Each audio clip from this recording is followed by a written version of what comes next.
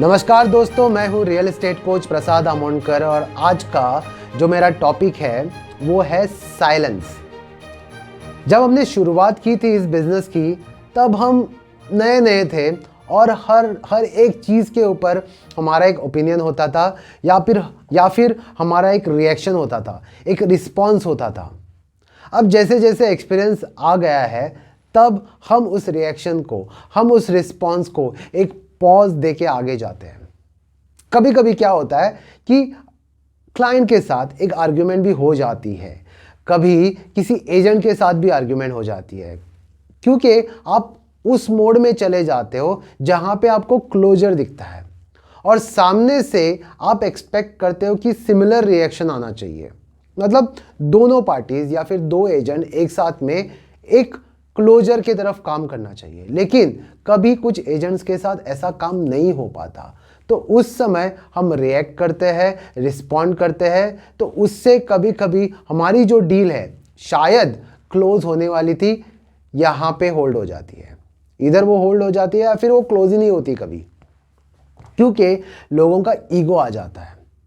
हम जब एक इनिशियल स्टेज पे क्लाइंट के साथ बात कर रहे होते हैं, जैसे मान लीजिए मेरा कोई एक सेलर है प्रॉपर्टी का और किसी और एक एजेंट का बायर है, उसी प्रॉपर्टी के लिए मेरे पास एक बायर है, तो हम इनिशियली क्या करते हैं कि हम एक दूसरे से बात कर रहे हैं एजेंट टू एजेंट। मेरे सेलर ने एक प्राइस बता दी, मैंने वो प्राइस कन्वे कर दी बायर के एजेंट को, बायर के एजेंट ने वहाँ अपने बायर को कन्वे की मैसेज। ऐसे करके 2-3 बार हमारा कम्युनिकेशन होता है और एक स्टेज आती है जहाँ पे हमको फिर बायर टू सेलर मिलाना पड़ता है। हम ये चीज़ बाद में इसलिए रखते हैं क्योंकि कभी कभी ऐसा होता है कि वहाँ पे थोड़ा बहुत ईगो क्लैश हो जाता है। जैसे मान ले बायर ने बोल दिया कि मुझे इस प्राइस में प्रॉपर्टी चाहिए और जो सेलर होता है उसे वो प्राइस वो ऑफेंसिव फील होता है। जैसे उसने मान लीजिए 1 करोड़ की प्रॉपर्टी है और हमारे बायर ने मान लीजिए 60 लाख का ऑफर दिया है, 70 लाख का ऑफर दिया या फिर 80 लाख का ऑफर दिया, 20 लाख का डिफरेंस, 20 लाख से ऊपर का डिफरेंस। तो कभी कभी सेलर को लगता है कि ये क्या हो रहा है, मुझे इनसे बात ही नहीं करनी। ऐसा हो सकता है और मोस्टली ऐसा हुआ है। तो इस केस में हम क्या करते हैं कि बायर और सेलर दोनों एजेंट मिलके डिस्कस करते हैं कि कितना ऑफर आया, तो वो ऑफर हम उसी स्टेज पे रोक लेते हैं, रोक सकते हैं। आपको लगता है कि ये ऑफर बहुत ही बेकार है और मैं ये ऑफर लेके नहीं जा सकता सेलर के पास, तो वहां पे हम उसको रोक लेते हैं। Try to improve that offer. जैसे कि 70 लाख का ऑफर 80 या 90 के आसपास में हम लोग बायर को पहले से ही लेके आते हैं, ताकि जब फाइनल स्टेज हो, जब फाइनल नेगोशिएशन हो रहा है, 1-to-1 टेबल पे बैठ के हो रहा है वहाँ पे बायर टू सेलर का, वहाँ पे वो ऑफेंसिव ना लगे। ऐसा नहीं लगना चाहिए कि यार 70 लाख की ऑफर लेके आप आए और वो भी मीटिंग करने आए, तो वहाँ पे शायद आपका सिचुएशन बिगड़ सकता है। मान लीजिए वहाँ पे सिचुएशन बिगड़ गई, तो मोस्टली वहाँ पे साइलेंट बहुत काम आता है, एक्सेप्टेंस बहुत काम आता है। अगर आपके सेलर ने कुछ बोल दिया, बायर ने कुछ बोल दिया, वहाँ पे आपको as a sponge you have to absorb it. आपको एब्जॉर्ब करके उसको फिर रिलीज करके उसको एक पॉजिटिव डायरेक्शन में लेके जाना पड़ता है। अगर आपके और आपके एजेंट के साथ कोई तालमेल नहीं है ठीक से, तो ये सिचुएशन आ सकती है। मान लीजिए कोई एजेंट है ही नहीं, आप ही सेलर हो, आपके ही सेलर है और आपके ही बायर है, वहाँ पे मिलाने से पहले ये वाली चीज़ करनी बहुत ज़रूरी है। मान लीजिए ये होने के बावजूद भी अगर आपका सेलर के साथ या आपका बायर के साथ कहीं ना कहीं टसल हो रहा है, कहीं ना कहीं वहाँ पे एक सिचुएशन आ रही है जहाँ पे कोई ना कोई ऑफेंसिव फील हो रहा है, सबसे पहले साइलेंस, सबसे पहले शांत रहना ज़रूरी है। अगर आपने भी उस तरफ डिफेंसिव मोड में चले गए तो you think that you will win that situation but you will lose the client. आप भले ही उसको डिफेंड करो, मान लीजिए आपके बायर ने बोल दिया अरे आपने तो ये चीज़ बोल दी थी मुझे, तो आप डिफेंसिव पोजीशन में चले गए, नहीं मैंने तो ऐसा कभी नहीं कहा था। या फिर आपके सेलर ने कह दिया मैंने तो आपको ये चीज़ बोली थी, आप कुछ और बोल रहे हो। तो डिफेंड करने से पहले आप अगर साइलेंट रहते हो और आप अलाउ करते हो सामने वाले को बोलना, बोलो आपको क्या बोलना है इसके बारे में, अच्छा ठीक है, अच्छा आप ये बोल रहे हो, ओके, आप बोल रहे हो कि ये प्राइस मैंने बताई थी, अच्छा, फिर आपने बोला था कि ये एमिनिटीज़ थी, ओके ओके, ठीक है, फाइन। तो जितना आप शांत रहते हो ना, अब मैं ये कह नहीं रहा हूं आपसे कि आप उसको एक्सेप्ट करो, मैं आपको बता रहा हूं कि सामने वाला खुद एक्सेप्ट करेगा कि मेरी गलती हुई थी और मैं बिना वजह इस एजेंट को डांट रहा हूं, अब बिना वजह इस एजेंट को मैं उस सिचुएशन में डाल रहा हूं अपनी गलती की वजह से। शायद ये उसको तब फील नहीं होगा, लेकिन बाद में फील होगा कि हाँ यार ये तो मैंने गलत किया, फिर आपको फ़ोन करके सॉरी भी बोल सकता है। ऐसा हुआ है मेरे साथ। एक केस में एक सिंपल था कि 1000 square metre is equal to कितना स्क्वायर फीट, उसका मल्टीप्लायर है 10.76। अगर 1000 को आपको स्क्वायर फीट में कन्वर्ट करना है तो 10.76 से मल्टीप्लाई करो। तब मैंने जब उसके एक क्लाइंट के प्रॉपर्टी को प्रमोट कर रहा था तो मैंने वही किया था, 4000 स्क्वायर मीटर को स्क्वायर फीट में चेंज कर दिया था और 10.76 से मल्टीप्लाई किया था। तो सेलर मेरे से आर्ग्यू कर रहा था, आप स्क्वायर मीटर नहीं, आप जो बोल रहे हो वो स्क्वायर यार्ड है। स्क्वायर यार्ड और स्क्वायर मीटर में ज़्यादा डिफरेंस है नहीं। तो मैं चुप बैठा। Next day he called me and said, अरे मेरी गलती हुई थी, वो आपने जो कैलकुलेशन किया था सही किया था। देखो, अगर मैं उसको मोबाइल में गूगल में जाके दिखा देता था ये मल्टीपल है उसका स्क्वायर फीट का, तो शायद मैं जीत जाता था वहाँ पे, तुम गलत कर रहे हो मैं सही था। लेकिन वहाँ पे मैं I am putting him down, मैं इसको नीचा दिखा रहा हूँ कि आप गलत हो सर, आपने ये गलत किया है, आपकी इन्फॉर्मेशन गलत है या फिर आपकी कैलकुलेशन गलत है। उससे मैं तो जीत जाता, लेकिन रेपो अच्छा नहीं होता, गलत हो जाता था, क्योंकि मुझे पता है मैं क्या कर रहा हूँ। बेचना तो मुझे है, आगे जाके मुझे तो सही चीज़ बतानी है, भले वो सेलर मुझे कुछ भी बोल दे, आगे तो मैं वही बताऊँगा जो मुझे पता है ठीक से, और जो लीगल है वो करेक्ट है। मैं कुछ सारी की सारी चीज़ें मैं सेलर से लेके डायरेक्ट बायर को वैसे नहीं बता सकता, मुझे वो फिल्टर करना पड़ता है, इम्प्रोवाइज़ करना पड़ता है, मुझे उस हिसाब से लेके जाना पड़ता है। एक बार क्या हुआ था कि हम एजेंट्स काम कर रहे थे, 2 एजेंट्स काम कर रहे थे और हमारी मीटिंग फिक्स हो गई थी, बायर और सेलर की मीटिंग फिक्स हो गई थी।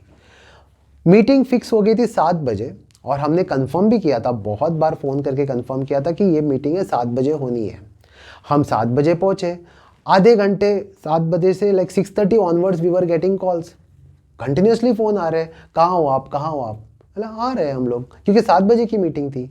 तो वहाँ पे सेलर आ गया था बायर की तरफ से, मेरा बायर आने वाला था और मैं भी पहुँचने वाला था, और मैं 7 बजे मतलब 7 बजे पहुँचूंगा कि अगर मेरी कोई मीटिंग है बायर टू सेलर तो मैं कोई वहाँ रिस्क नहीं लेता, मैं लेट नहीं जाता, मैं टाइम पे जाता हूँ, बिफोर टाइम, मैं टाइम के पहले जाऊँगा, क्योंकि मुझे वहाँ ये नहीं चाहिए कि बायर सेलर मिले और मैं हूँ नहीं, क्योंकि मैं वहाँ पे मीडिएटर हूँ, मुझे बात करनी है, मुझे वो सारी चीज़ें पता है वहाँ पे कैसे हैंडल होगा।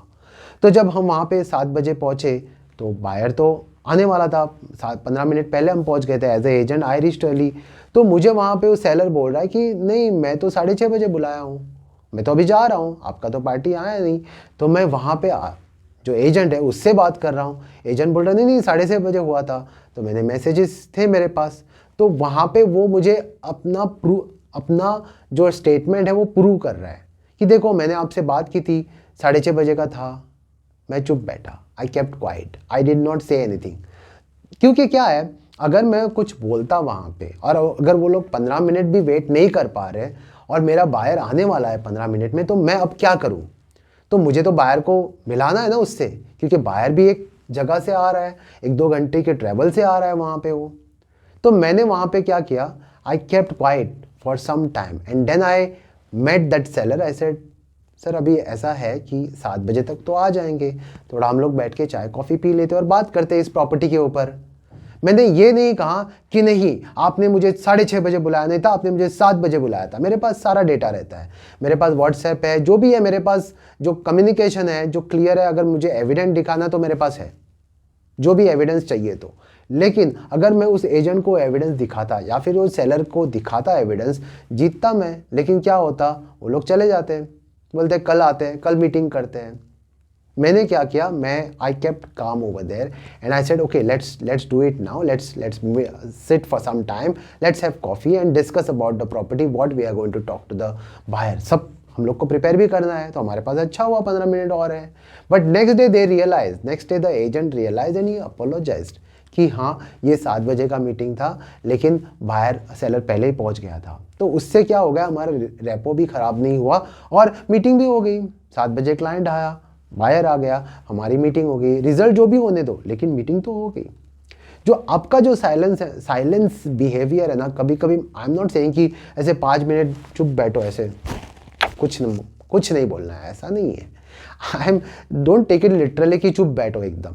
आपका जो बिहेवियर है ना, जब आप साइलेंट रहते हो, सामने वाले को पता है कि आपकी गलती नहीं है, लेकिन कभी कभी they get in to that offending position. मुझे नहीं करना है झगड़ा। As a agent I don't want to fight with anybody. हम यहाँ बिजनेस करने आए हैं, तो सिमिलरली मैं आपको यही चीज़ समझा रहा हूँ कि आप भी पेशेंस रखो। क्योंकि क्या है, अगर आप रिजल्ट पे फोकस करोगे कि आपका क्या रिजल्ट चाहिए, आपको मीटिंग होनी है ना, तो उस मीटिंग को होने के लिए आपको क्या करना चाहिए वो ज़रूरी है, ना कि वहाँ पे बवाल। सिंपल है। तो ये एक सिचुएशन था जहाँ पे बायर और सेलर के साथ हो गया, या फिर एजेंट्स के साथ हो गया। कभी कभी आप कोई डिपार्टमेंट में जाते हो, वहाँ पे भी हो सकता है कि आपने कोई डॉक्यूमेंट सबमिट किया हो, और डॉक्यूमेंट सबमिट करने के बाद आपने तो पूरा डॉक्यूमेंट सबमिट किया था, वहाँ रजिस्ट्री में जाने के बाद वहाँ पे आपको रजिस्ट्रार से पता चलता है कि ये फलानी चीज़ और चाहिए, या फिर आपके लॉयर के पास से चाहिए। और एक एग्जांपल बताता हूँ। लॉयर को हमने फाइल दे दी थी, पूरी फाइल दे दी थी, थोड़ा बहुत 1-2 डॉक्यूमेंट यहाँ वहाँ रह जाएगा शायद, तो होता ही है, क्योंकि जैसे लॉयर के पास प्रॉपर्टी पेपर्स पहुँचते हैं तो वो अपनी स्क्रूटिनी करता है और मांगता है कुछ डॉक्यूमेंट्स। तो उन्होंने हमें एक लिस्ट दे दी, 1 2 3 4 5। उसमें से एक ही डॉक्यूमेंट ऐसा था जो मुझे लाना था, और बाकी के 4 डॉक्यूमेंट्स फाइल में ऑलरेडी थे। तो अब मैं क्या करूँ? आपके हिसाब से आप क्या करोगे? आप बोलोगे लॉयर को, सर ये तो ऑलरेडी है फाइल में, आप क्या देख रहे हो? फाइल में तो ऑलरेडी डॉक्यूमेंट्स है, चेक कर लो एक बार वापस से, ये तो है, ऑलरेडी दिया हुआ है। तो जब मुझे बायर का कॉल आया कि प्रसाद ये 4-5 डॉक्यूमेंट्स चाहिए, लॉयर ने आपको दे दिया है लिस्ट, तो आप इसको लेके आओ। मैंने बोला ठीक है। मैंने उसको ये नहीं कहा कि सर इस फाइल में तो ऑलरेडी सब कुछ है, क्या दे। अगर ये चीज़ अगर मैं बायर को बोलूँ कि सब ऑलरेडी डॉक्यूमेंट्स है, देखो हाँ, जो चीज़ मैं बता रहा हूँ ऐसा नहीं कि आपको एग्जैक्टली वही फॉलो करना है, आप सोच लो।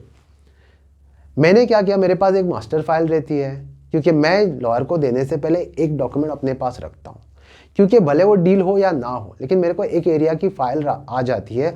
और अगर कोई लॉयर का कुछ भी क्वेरी आया मेरे पास, तो उस क्वेरी को देखने के लिए, समझने के लिए मेरे पास तो कुछ होना चाहिए फाइल। अगर मैं फाइल निकाल के सीधा बायर टू सेलर दे दूंगा तो मेरे पास कुछ भी नहीं है, और अगर लॉयर ने कुछ क्वेरी निकाली तो मुझे तो रेफर करना पड़ेगा ना कि ये क्वेरी क्यों है और इसको मैं कहाँ से लेके आऊँ। तो मैंने क्या किया, मैंने उस फाइल में से जो 4-5 डॉक्यूमेंट मांगे थे, और 4 डॉक्यूमेंट ऑलरेडी फाइल में थे, उसी फाइल में से वो 4 डॉक्यूमेंट्स वापस निकाले, उसकी फ़ोटो कॉपी ले ली, और जो 5वां डॉक्यूमेंट मुझे लाना था वो अप्लाई किया डिपार्टमेंट से, और पूरा डॉक्यूमेंट्स, ये 5 डॉक्यूमेंट एक साथ दे दिए। उससे क्या हुआ, अगर मैं लॉयर को बोलता कि ऑलरेडी फाइल है, तो ये सिचुएशन ऐसी है कि आपने तो फाइल देखी ही नहीं ठीक से, मतलब मैं इनडायरेक्टली ऐसे ही बता रहा हूँ ना, मुझे वो नहीं करना था। Maybe he must have seen the file, और maybe it might have skipped out of his mind. हो सकता है ना, किसी के साथ भी हो सकता है, क्योंकि लॉयर्स तो बहुत बिजी रहते हैं, उनके पास 50 फाइलें आती है। तो जब उन्होंने कहीं लिखा होगा तो ये डुप्लीकेट हुआ रहेगा, तो ठीक है ना, क्या फ़र्क पड़ता है। मुझे तो खाली एक फ़ोटोकॉपी देनी थी। तो आप सोचो आपको क्या काम पड़ा, एक्स्ट्रा काम क्या पड़ा आपको, बस 4 डॉक्यूमेंट्स फ़ोटोकॉपी करने पड़े। मैंने कर दिए, 5वां डॉक्यूमेंट अप्लाई करके उसके साथ एक अलग फाइल में नाम लिख के उसका रेफरेंस नंबर डाल के दे दिया लॉयर के पास। ही वॉज हैप्पी, उसके पास तो फाइल आ गई पूरी। अभी अब मेरा तो काम होना है, टाइटल रिपोर्ट बनना है, काम खत्म, सेल डीड होनी है। मुझे तो रिजल्ट से मतलब है, जो मुझे चाहिए, ना कि जो उसके बीच में क्या हो रहा है। द रिजल्ट के बीच में जो भी चीज़ें हो रही है ना, उसको आपको हैंडल करना है। This is real estate is about life, that know you are born and gone, in between that whatever you do is like you have to handle it. जो सिचुएशन इसके बीच में आती है, प्रॉपर्टी देखने के बाद, दिखाने के बाद, फाइनलाइजेशन होने के बाद, सेल डीड तक, आपको उसको मैनेज करना है। Just like how you manage your life, you have to manage this entire transaction in this method. अगर आपको लगता है कि ऐसा क्या है कि हम सब, जो भी सामने वाला बोल रहा है, अगर वो झूठ बोल रहा है, गलत बोल रहा है, तो उसको हम क्यों माने। मैं मानने की बात ही नहीं कर रहा हूँ, मैं बोल रहा हूँ calm down, relax, stay there, silent works. If you are silent and you let people talk, do the talking, most of that they will talk whatever they have to speak. उसके बाद आपका समय आएगा, और आपका जब समय आएगा ना तो सामने वाला खाली सुनेगा, क्योंकि उसे पता है कि आप क्या बोल रहे हो, because you heard them, now they listen to you. But when you talk, try to see that कि आप वो एक अलग तरीके से उसको समझाओ, शांति से। सबको अच्छा लगता है कि उसका ईगो हर्ट ना हो, सबको लगता है कि नहीं, मुझे कोई ऑफेंड नहीं करना चाहिए। और रियल एस्टेट में तो बायर और सेलर जब मिलते हैं तो मोस्ट ऑफ द टाइम्स ये ईगो क्लैश होता है। उसको मैनेज करने के लिए आप लोग हो, आप बायर साइड में, सेलर साइड में, दो एजेंट अगर एक साथ काम करें तो दोनों एक पहले चीज़ करनी चाहिए कि आपने डिसाइड करना चाहिए that you guys will be in sync. आपने अपने क्लाइंट को समझाना है और सामने वाले एजेंट ने अपने क्लाइंट को समझाना, ना कि उल्टा। अगर मैं उस एजेंट को समझा रहा हूँ यार ये चीज़ मुझे चाहिए, दे दो जल्दी, ये नहीं तो नहीं होगा, और सामने वाला मुझे समझा रहा है नहीं ये हम नहीं देंगे, आप देख लो जो करना है, इससे क्या होता है कि वो नहीं हो सकता, क्योंकि वो सिंक नहीं हो रहा है दोनों एजेंट्स। आप ये समझ लो ना कि सामने वाला भी क्लाइंट आपका है, उसने समझना चाहिए कि ये वाला क्लाइंट भी उसका है। तो आप कैसे करोगे? तो मैं नॉर्मली क्या करता हूँ, अपने क्लाइंट को समझा देता हूँ, सर ये ऐसा है, ऐसा है, ऐसा है। तो सामने वाले एजेंट ने भी अपने क्लाइंट को समझा दिया, तो ज़्यादातर वहाँ पे काम हो जाता है। See you are a thought in your customer. तो जब आप कोई भी चीज़ बोलते हो तो ये कस्टमर जो है वो ये चीज़ बोल रहा है। तो अगर आपको चाहिए कि रिजल्ट आए तो आप वो चीज़ बोलो जो इस क्लाइंट ने बोलनी चाहिए, आपके क्लाइंट ने। तो सामने से भी जो जवाब आएगा सिमिलर आएगा, एक्सेप्टेंस वाला जवाब आएगा। ये जो चीज़ें हैं ये आपको सेल्स एंड मार्केटिंग में कहीं मतलब एक ग्रेड नहीं देते कि हाँ ये होने से डील हो जाएगा, ऐसा नहीं है। काफ़ी सारी चीज़ें होती है, प्राइस होता है, लोकेशन होता है, ये सारी चीज़ें तो होती ही है। आगे क्या यूज़ होने वाला है उसको, प्रॉपर्टी में लूँ या ना लूँ, अभी लूँ या बाद में लूँ, काफ़ी सारी चीज़ें होती है। लेकिन आपका जो बिहेवियरल पैटर्न है ना, वो पैटर्न हमेशा सेम रहना चाहिए। That and people should know you by that in the market. You should act in such a way that how you want to be known in the market. आपको जैसे market में कोई सामने से बोल रहा है या फिर किसी थर्ड पर्सन को बोल रहा है यार प्रसाद ना बहुत अच्छा एजेंट है यार, बहुत अच्छा काम करता है, अगर ये चीज़ आपको सुननी है वहाँ से थर्ड पार्टी से या मार्केट में, तो आपको वैसे बनना पड़ेगा। ऐसे ही लोग नहीं बोलेंगे। देखो 100 में से 10-15 लोग बोलेंगे, वैसा गलत भी बोल लेंगे आपके लिए, ठीक है ना। आप सबको खुश नहीं कर सकते, लेकिन जितना हो सके आप इस सिचुएशन को तो हैंडल कर सकते हैं। Being silent is the best part of this business. वो एक माइक्रो सेकंड्स के लिए जब आप सोचते हो कि अब मैं क्या करूं, पॉज लेके, तब जाके आप उस डील को क्रैक कर सकते हो, उस रिलेशन को क्रैक कर सकते हो, उस ट्रांजैक्शन को क्रैक कर सकते हो। एक मंत्र है, आपको समझना पड़ेगा। और अगर ये मंत्र आपको अच्छा लगा, ये वीडियो आपको अगर अच्छा लगा है तो उसको लाइक, शेयर, कमेंट कीजिए। आपके सवाल कुछ ऐसे कोई भी सवाल होने दो रियल एस्टेट के बारे में, अगर आपको जानना है, अगर आप चाहते हैं कि एक मैं अच्छा वीडियो बनाऊं उस टॉपिक के ऊपर, तो प्लीज़ मुझे आप मैसेज कर सकते हैं, यहाँ पे कमेंट बॉक्स में भी डाल सकते हैं, ताकि मैं आपको और वीडियोस अच्छे से दे सकूं। तब तक के लिए धन्यवाद।